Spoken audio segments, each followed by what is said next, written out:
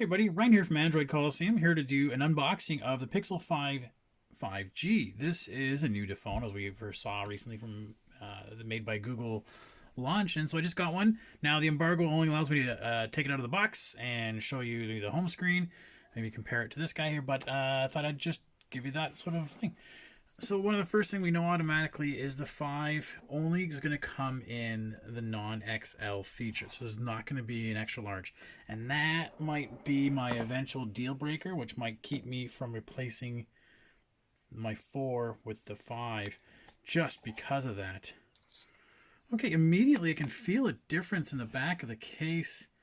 It's got a bit of a textured back to it, whereas there's a nice, glossy smooth. This is textured. That is kind of interesting, but let's take a look at what we got in the box as well here. Let's put this up and come on. And we've got charger, cable, USB-A. What I don't see in there is any USB-C to headphone adapter. I forget, does this one come with a headphone jack? No. No headphone jack, but you don't get the adapter for headphones. It's okay. I live in the world of Bluetooth anyways. So let's just take this off. And again, normally they used to have a full body kind of cover wrapping, but now it's just the front.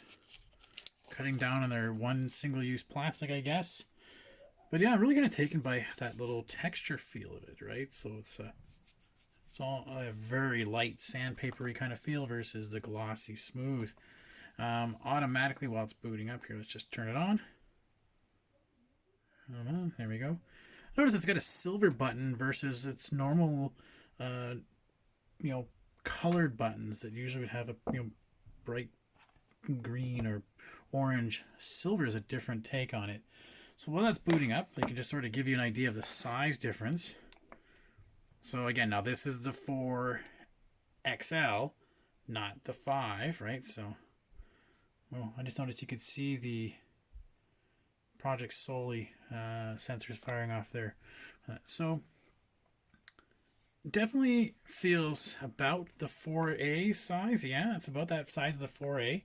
So this would be about the size for your 4 if you didn't get the XL version, but then has the same dual cameras. We have the fingerprint sensor, which I am a big fan of. I loved that fingerprint sensor, just love it, versus having to do the facial recognition, especially during a time of masks. A little bit trickier. But yeah, feels pretty cool. Now we also have a case for it as well. Google loves their cases, these things that are made from recycled plastics.